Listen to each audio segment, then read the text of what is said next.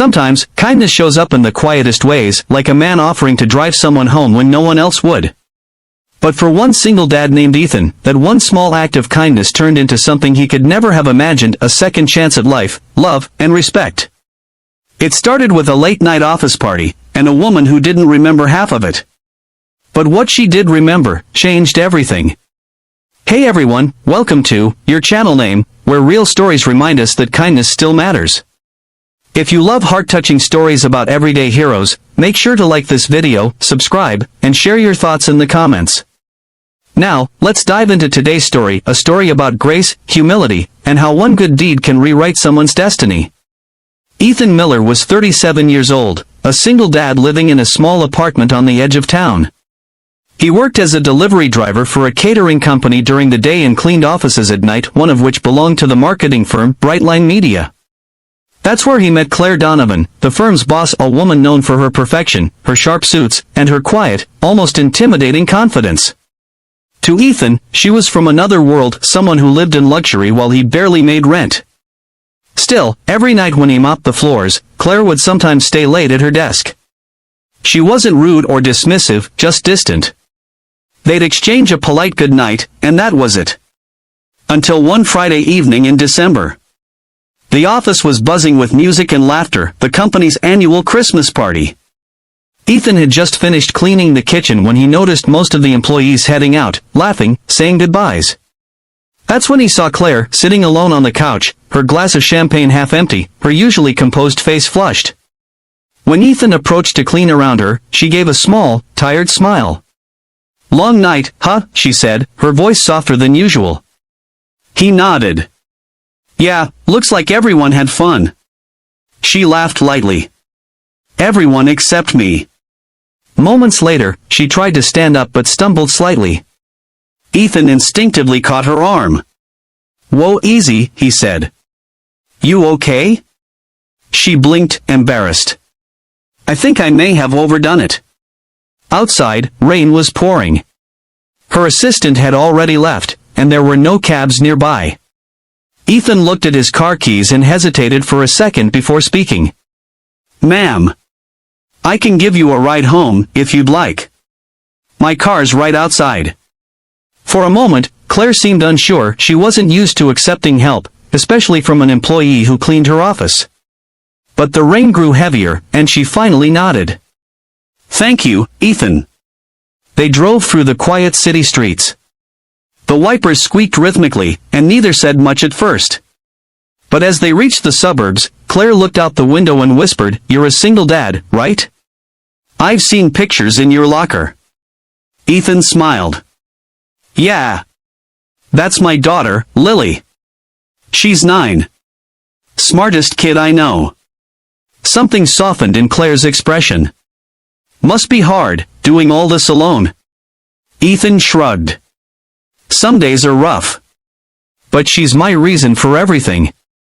I just keep going." When they reached her gated home, Ethan parked, got out, and held the umbrella as she stepped out carefully.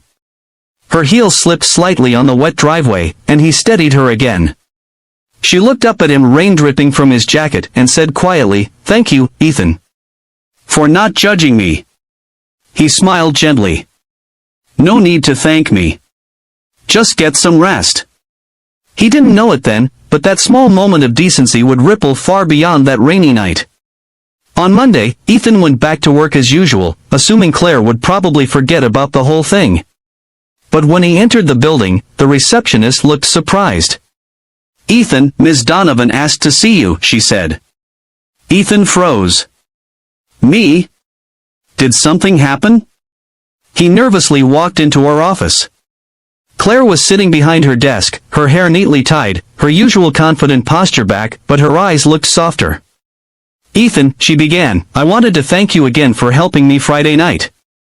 You didn't have to, but you did. And I realized I barely know the people who keep this place running." He tried to wave it off. "It's no big deal, ma'am. I just didn't want you driving in that condition." She smiled faintly. Still, it meant something to me. Then she did something that surprised him. She asked about his life. "About Lily." About how he managed 2 jobs. Ethan answered humbly, avoiding any sign of complaint. He wasn't the kind to pity himself. Before he left, Claire said, "Would you mind joining us for lunch on Friday? I'd like to introduce you to the team properly this time." He blinked. "Me? I'm just the cleaner." She tilted her head. "Not just anything, Ethan. You're part of this place too." Friday came, and Ethan showed up in his cleanest shirt. When he entered the restaurant where the company lunch was held, he felt completely out of place. Executives in suits, waiters carrying trays, laughter echoing across the room. Then he saw Claire waving him over. And there it was, an empty chair right beside her. "Saved you a seat," she said warmly. The room quieted for a moment as a few employees glanced curiously at the boss and the janitor sitting side by side. But Claire didn't care. She asked Ethan questions about his daughter, his dreams, his life, and soon, everyone else joined in. By the end of lunch, the awkwardness had melted away. People were laughing, listening, and for once, Ethan felt like he belonged. That night, when he told Lily about it, she squealed with excitement. "Dad! You sat next to your boss? That's so cool." He chuckled. "Yeah, guess so. She's not as scary as I thought." Over the next few weeks, Claire often stopped by when Ethan was cleaning. Sometimes she brought coffee.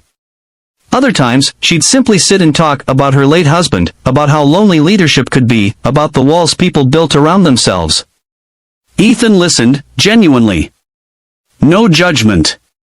No expectations. And for the first time in years, Claire felt like someone saw her, not the CEO, not the success story, but the person underneath. One day, she said, "You know, Ethan, I envy you." He looked surprised. "Me? Why?" "You have something most people spend their whole lives chasing, purpose. Every word you say about your daughter, it's pure."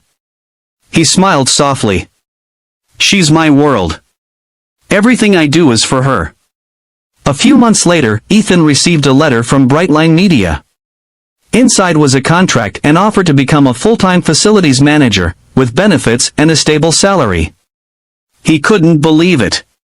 When he went to thank Claire, she simply said, "You've earned it, Ethan. You work harder than anyone I know.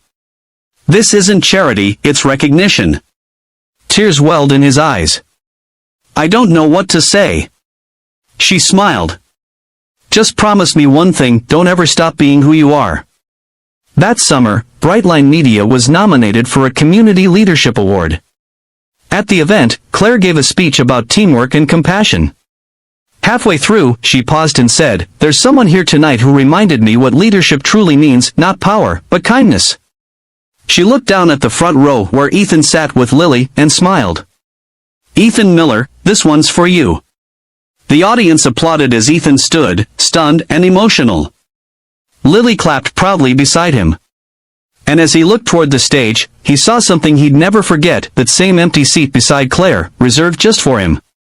From that night on, Ethan and Claire's friendship became something deeper, built not on titles or status, but mutual respect and care. She mentored him, encouraged him to study further, and eventually helped him start his own small maintenance business. He, in turn, helped her rediscover the beauty of humility, laughter, and second chances. Their lives had crossed by accident, but stayed connected by choice. Because one small act of kindness can bridge worlds that were never meant to meet. And sometimes, the person you help today might just be the one who helps you rediscover your own heart tomorrow. So if you ever doubt whether kindness matters, remember Ethan and Claire. One offered a ride in the rain. The other offered a seat that said, "You belong here." Thank you for watching this story on your channel name. If it touched your heart, please like, subscribe, and share it with someone who needs a reminder that kindness always comes full circle. Because the smallest good deed can start the biggest change.